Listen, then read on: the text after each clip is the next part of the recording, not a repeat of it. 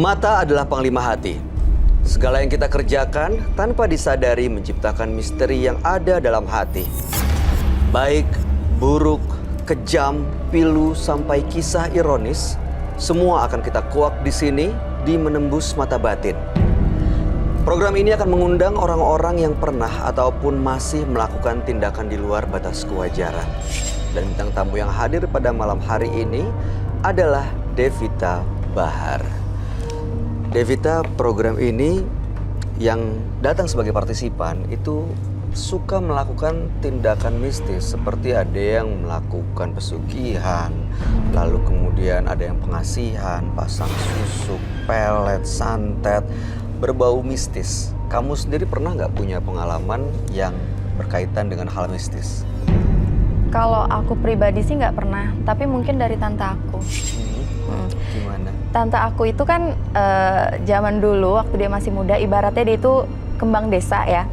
Cuma tante aku tuh emang sombong gitu, cantik tapi sombong. Kayak misalnya ada cowok yang nggak sepadan negor dia tuh dia kayak yang negor gue cuy gitu, diludahin gitu. Mungkin cowok itu nggak suka atau sakit hati, tersinggung, dikerjain lah di situ. Jadi suatu saat pernah datang kue ke rumah. Di situ mama aku, papa aku semuanya makan, termasuk aku pun makan. Cuma kita aman-aman aja. Nah ketika tante aku makan, dia tuh perutnya tuh langsung kembung, nggak bisa buang air 3 bulanan, bener-bener yang membesar. Itu gara-gara kue itu? Gara-gara kue itu. Oke. Karena ke rumah sakit tuh nggak kenapa-napa, nggak sakit apa-apa. Cuma dia makin membesar, makin perutnya keras. Udah gitu, sesudah kayak gitu, dia tuh di depan cermin tuh ketawa sendiri, kayak acting gitu. Ntar dia nangis, ntar dia sedih. Jadi bener-bener moodnya itu labil gitu. Dan sampai sekarang tante aku nggak waras jadinya. Dan jadi keluarga kita pun ngiranya ya karena itu orang usil. Mudah-mudahan keluarga kamu baik-baik aja dan tante cepat pulih ya. Baik, partisipan yang hadir pada kesempatan kali ini adalah seorang perempuan yang mengaku memelihara tuyul. Malam hari ini kami akan panggil dia dengan nama samaran. Kami persilahkan Lydia.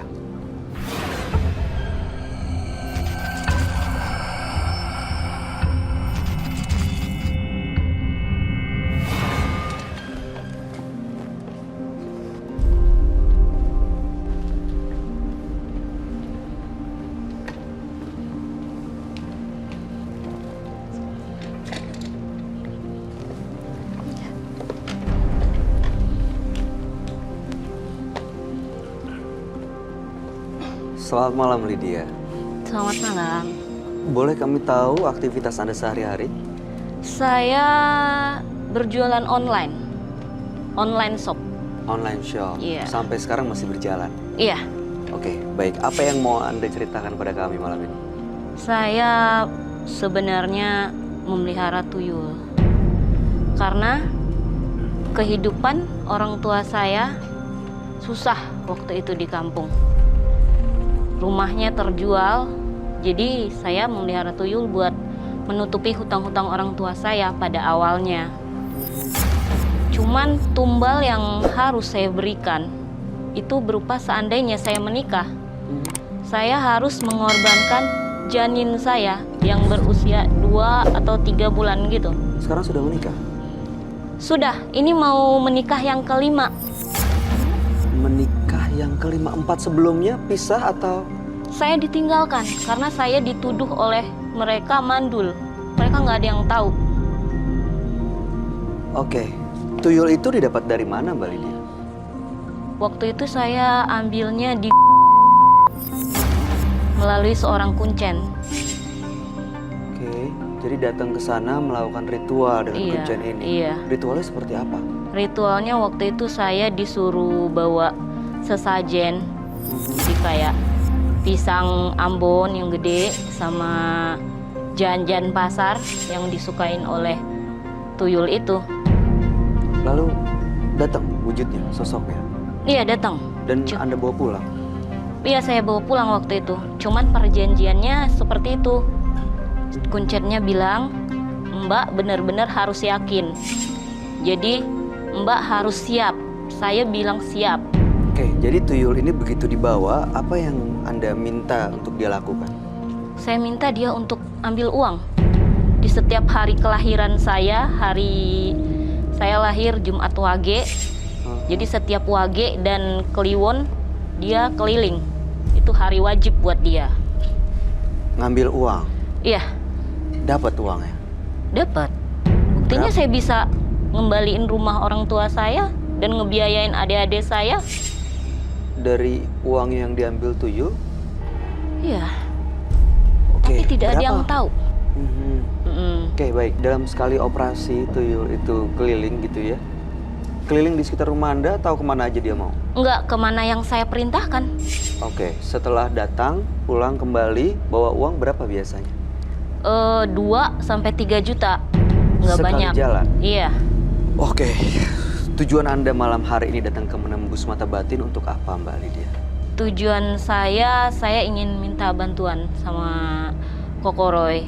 Karena setelah 4 kali saya menikah, gagal terus dengan alasan saya dibilang mandul. Semua orang bilang begitu. Jadi sekarang saya lagi dekat sama seorang duda.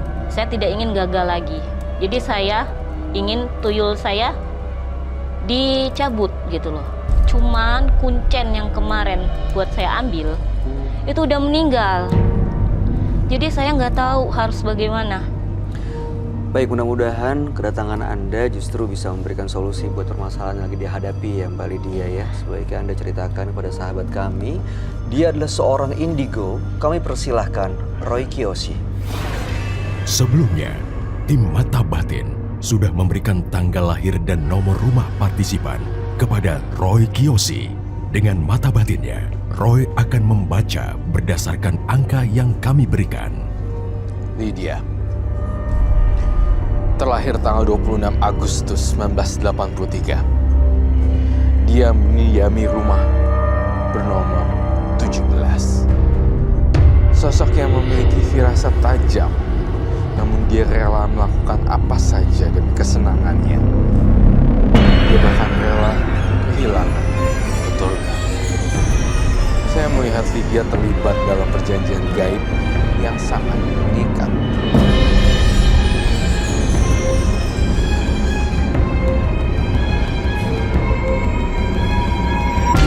Lydia memelihara sosok makhluk yang aneh, anak kecil berwajah tua seperti tuyul.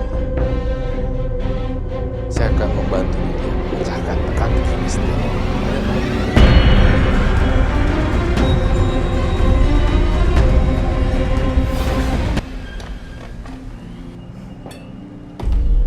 Selamat malam. Selamat malam, Roy. Selamat malam. Silakan duduk.